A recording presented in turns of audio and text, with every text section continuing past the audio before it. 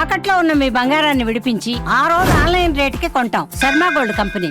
అహ్మదాబాద్లో జరిగిన విమాన ప్రమాదం పెను విషాదాన్ని నింపింది. ఇప్పటి వరకు మనకు అందుతున్నటువంటి సమాచారం 270 మృతదేహాలు ఆసుపత్రికి చేరుకున్నట్టుగా తెలుస్తోంది. ఎందుకంటే ప్రమాద తీవ్రత ఏ స్థాయిలో ఉందో మనకి కనిపిస్తోంది. ముఖ్యంగా ఈ ప్రమాదం గురించి చర్చ వచ్చినప్పుడు ఇంత పెద్ద దేశ చరిత్రలో అతిపెద్ద విషాదంగా మిగిలిపోయినటువంటి ఈ విమాన ప్రమాదం జరిగినటువంటి చర్చలో ఈమె గురించి మనం ప్రత్యేకంగా మాట్లాడుకోవాలి. ఎందుకంటే విమానంలో 242 మంది ప్రయాణం చేస్తే కేవలం ఒక్కళ్ళే బతికి బయటపడిన పరిస్థితుంది. అతని పేరు విశ్వాస్ కుమార్ రమేష్, 40 సంవత్సరాలు. అతను సీట్ నెంబర్ 11A బుక్ చేసుకున్నాడు. ఎమర్జెన్సీ విండో సీట్ నుంచి అతను బయటపడి తన ప్రాణాలను దక్కించుకున్న పరిస్థితుంది. సో ఈమె గురించి కూడా మనం చర్చించాలి. ఈమె గురించి కూడా తప్పకుండా మాట్లాడుకోవాల్సిన అవసరం ఉంది. ఎందుకంటే ఈమె ఆలస్యం చేసింది విమానం ఎక్కడానికి. ఆ ఆలస్యమే తన ప్రాణాలు దక్కడానికి కారణమైంది. ఎందుకంటే ఈమె పేరు భూమి చౌహాన్. ఈమె అహ్మదాబాద్కు సంబంధించినటువంటి మహిళ. లండన్ నుంచి వెకేషన్ కోసం తన భర్తతో కలిసి లండన్లో ఉంటుంది. వెకేషన్ కోసం 2 సంవత్సరాల తర్వాత ఇండియాకు వచ్చింది, అహ్మదాబాద్కు వచ్చింది. అహ్మదాబాద్కు వచ్చిన తర్వాత ఇక్కడ వెకేషన్ పూర్తయిన తర్వాత మళ్ళీ లండన్కి ఏదైతే విమానం క్రాష్ అయిందో ఆ విమానం క్రాష్ అయినటువంటి ఆ విమానానికి ఈమె టికెట్ బుక్ చేసుకుంది. మధ్యాహ్నం 1:30 విమానంలో కూర్చుని ఉండాలి. అయితే ట్రాఫిక్లో ఇరుక్కుపోయింది భూమి చౌహాన్. తన భర్త దగ్గరికి మళ్ళీ వెళ్లేందుకు తను టికెట్ బుక్ చేసుకుంది. ఆ క్రాష్ అయిన విమానమే ఆ సీటే అందులో బుక్ చేసుకుంది. కానీ ట్రాఫిక్లో విపరీతంగా ఉండటం వల్ల చిక్కుకుపోయి 10 నిమిషాలు ఆలస్యంగా చేరుకుంది. లోపలికి ఎయిర్పోర్ట్లోకి వెళ్ళిన తర్వాత అధికారులు అనుమతించలేదు. మీరు ఆలస్యం అయిపోయారు, మీరు విమానం ఎక్కటానికి వీలు లేదని చెప్పి ఆమెను అక్కడే ఆపేసిన పరిస్థితుంది. నిరాశపడింది, నిరుత్సాహపడింది. 2 సంవత్సరాల తర్వాత మళ్ళీ నేను లండన్ నుంచి ఇక్కడికి వచ్చిన తర్వాత 2 సంవత్సరాలు వచ్చాను. ఇక్కడ ఫ్యామిలీతో అంతా బాగా ఎంజాయ్ చేశాను. మళ్ళీ తన భర్తను కలుసుకోవడానికి వెళ్తున్నాను. ఇక నేను ఎలాగూ ఈ విమానం నేను ఎక్కలేకపోతున్నాను, రేపు ఎల్లుండో మళ్ళీ టికెట్ బుక్ చేసుకోవాలని చెప్పి నిరాశతో ఆమె ఎయిర్పోర్ట్ నుంచి బయటకు వచ్చి మళ్ళీ తన కారులో ఇంటికి వెళ్ళే ప్రయత్నం చేస్తుండగా ఒక్కసారిగా ఒక పెద్ద శబ్దంతో విమాన ప్రమాదం జరిగింది. ఎందుకంటే ఈ విమానం ఎప్పుడైతే టేకాఫ్ అయిందో 1:38 టేకాఫ్ అయిన తర్వాత 30 సెకండ్ల వ్యవధిలోనే విమానం ఆ ఎయిర్పోర్ట్కి అతి సమీపంలో ప్రమాదం జరిగింది. ముందుగా ఒక చెట్టుని ఢీకొట్టింది. ఆ తర్వాత మెడుకోలు ఉన్నటువంటి ఈ బీజే హాస్పిటల్కి సంబంధించిన హాస్టల్ భవనాన్ని చాలా బలంగా ఢీకొట్టి వెంటనే పేలిపోయింది. పెద్ద ఎత్తున మంటలు వ్యాపించాయి. ఎందుకంటే ఆ ఎయిర్పోర్ట్ వరకు సౌండ్ వచ్చింది. అంత పెద్ద బ్లాస్టింగ్, క్రాషింగ్ జరిగినటువంటి పరిస్థితుంది. ఆ విమానంలో ఉన్నటువంటి అందరూ కూడా చనిపోయారు. ఆ మంటల్లో కాలి బూడిదైపోయినటువంటి పరిస్థితుంది. మొత్తం 242 మందిలో ఒక్కళ్ళే బతికి ప్రాణాలతో బయటపడ్డ పరిస్థితుంది. ఎప్పుడైతే ఆ వార్త భూమి చౌహాన్ చూసిందో, ఎందుకంటే ఆ విమానంలో తాను ప్రయాణం చేయాల్సి ఉంది. కానీ అదృష్టవశాత్తు మనకు ఒక సామెత గుర్తుంటుంది, ఆలస్యం అమృతం విషం అంటారు. కానీ ఈమె ఆలస్యం చేయటం వల్ల అదృష్టంతో ఆమె బతికిన పరిస్థితి ఉంది. ఇది రివర్స్ అయిపోయిందనమాట.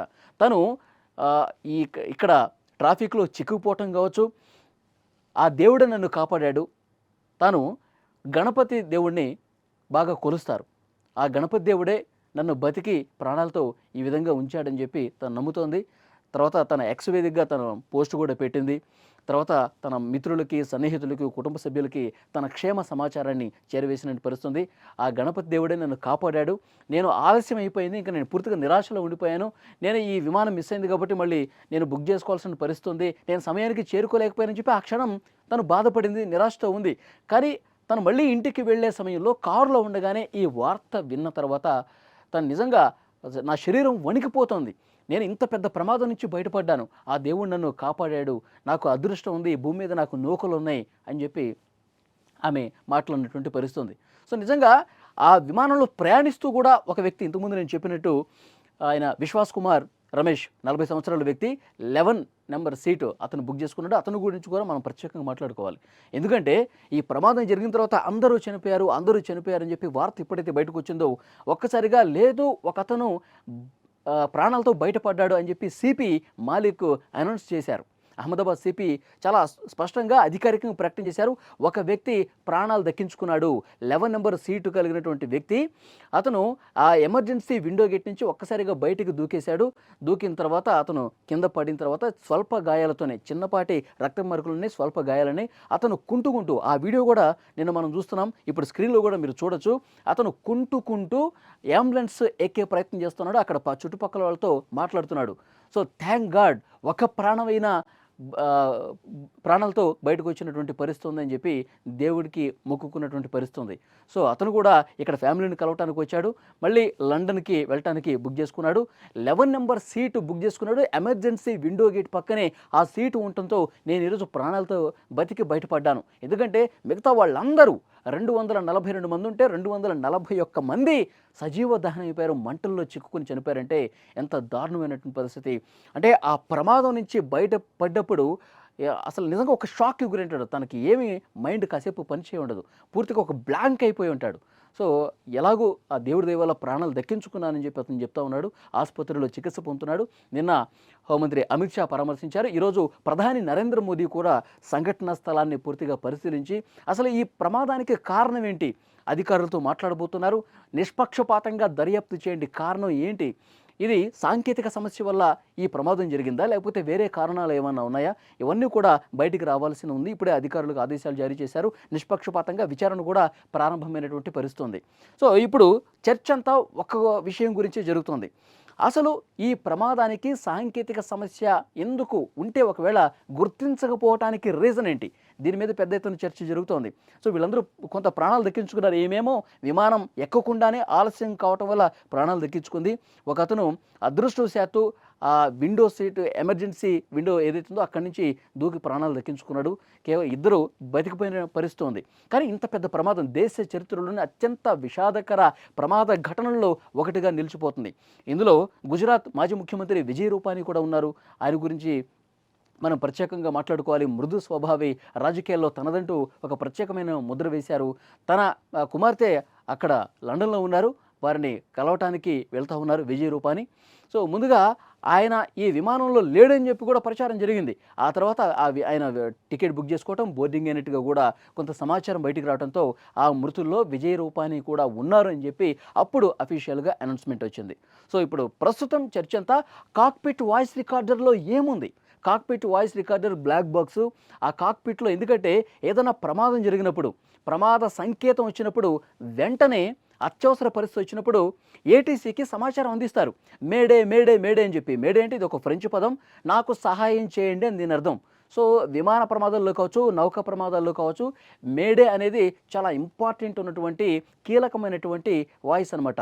మేడే అని చెప్పి 3 సార్లు ఏటీసీకి వచ్చింది ఇన్ఫర్మేషన్. ఏటీసీ రియాక్ట్ అయ్యేలోపే పెద్ద బ్లాస్ట్తో ఈ విమాన ప్రమాదం జరిగినటువంటి పరిస్థితి. ఇప్పుడు పైలట్, కోపైలట్ విమాన ప్రమాదం జరిగిన సమయంలో ఏం మాట్లాడారు, ఈ ప్రమాదం జరుగుతుందని చెప్పి వాళ్ళు గ్రహించినప్పుడు, ఎందుకంటే 650 మీటర్ల ఎత్తుకి, అడుగుల ఎత్తుకి వెళ్ళినప్పుడు విమానం ఒక్కసారిగా టేకాఫ్ పరిపూర్ణంగా జరుగుంటే కనుక ఆ 650 అడుగుల నుంచి ఇక పైకే ఎగురుతుంది.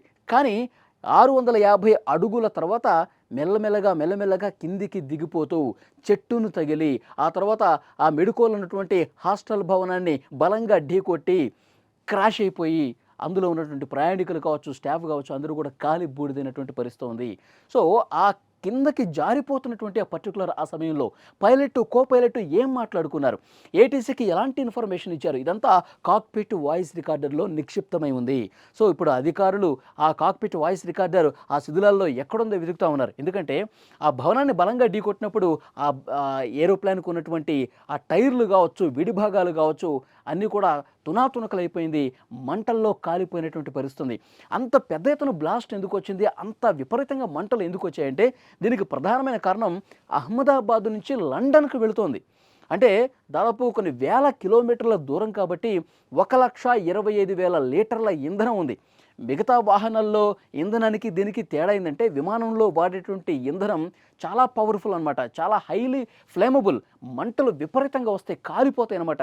చెట్లు కూడా పచ్చని చెట్లు కూడా మాడి మసైపోయేటువంటి పవర్ఫుల్ ఇంధనం విమానాల్లో వాడతారు. సో అలాంటిది మనిషి శరీరం పూర్తిగా కాలిపోయి బూడిదపై గుర్తుపట్టని స్థాయిలో బూడిదైపోయిన పరిస్థితి అంటే చాలా మృతదేహాలు అసలు కనిపించకుండా పోతున్నటువంటి పరిస్థితి అంత దారుణంగా ఉందంటే ఆ ఇంధనం అంత హైలీ ఫ్లేమబుల్ కాబట్టి, అంత పవర్ఫుల్ ఇంధనం కాబట్టి ఈ స్థాయిలో పెను విషాదం జరిగినటువంటి పరిస్థితి ఉంది. సో డెఫినెట్గా 1,25,000 లీటర్ల ఇంధనం ఒక్కసారిగా మండేసరికి భవనాన్ని ఢీకొట్టిన తర్వాత నిప్పులు అక్కడ కక్కుతూ పూర్తిగా ఆ విమానం దగ్ధమైపోయినటువంటి పరిస్థితి ఉంది. పెద్ద ఎత్తున పోగొచ్చింది. విజువల్స్లో మనం చూస్తున్నాం. ప్రమాదం జరిగినప్పుడు ఒకళ్ళు ఫోన్తో కూడా చిత్రీకరించారు. విమానం కిందకి ఇట్లా జారిపోతూ పడిపోతున్నప్పుడు వీడియో మనకు కనిపిస్తుంది. మంటలు వచ్చేటువంటి వీడియో కూడా మనం చూస్తున్నాం. పెద్ద ఎత్తున పొగలు అలుముకున్నాయి. అక్కడ ఏదైతే ఆ హాస్టల్ భవనాన్ని ఢీకొట్టిన ఆ ప్రాంతంలో కూడా అక్కడ ప్రత్యక్షంగా చూస్తున్న వాళ్ళు భయంతో పరుగులు పెట్టినటువంటి పరిస్థితి కూడా చూసాం. ఎందుకంటే అంత పెద్ద స్థాయిలో బ్లాస్ట్ జరిగింది. అంత పెద్ద ఎత్తున ఆకాశాన్ని తాకేటువంటి మంటలు చెలరేగినటువంటి పరిస్థితి ఉంది. సో 241 మంది కూడా కాలి బూడిదైపోయారు, మసైపోయినటువంటి పరిస్థితి. వీళ్ళు మాత్రమే కాదు, ఆ భవనంలో ఎవరున్నారు? ఆ హాస్టల్ భవనంలో మెడికోలు ఉన్నారు.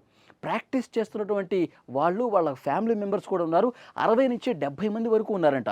సో వాళ్ళు కూడా అసలు వాళ్ళ లెక్కేంటో కూడా ఇంకా తెలియాల్సిన అవసరం ఉంది. 20 మందికి పైగా ఇప్పటివరకు చనిపోయినట్టుగా తెలుస్తుంది. ఇంకా వివరాలు రావాల్సి ఉంది. ఇంకా పూర్తిగా వెలుగు తీస్తూ ఉన్నారు. మృతదేహాలకు సంబంధించి DNA టెస్టులు చేస్తూ ఉన్నాయి. కుటుంబ సభ్యులకు అప్పగించాలంటే మృతదేహం గుర్తుపట్టలేని స్థితిలో ఉంది కాబట్టి వాళ్ళు DNA టెస్టులు చేస్తూ ఉన్నారు వాళ్ళ కుటుంబ సభ్యులకి అందించడానికి.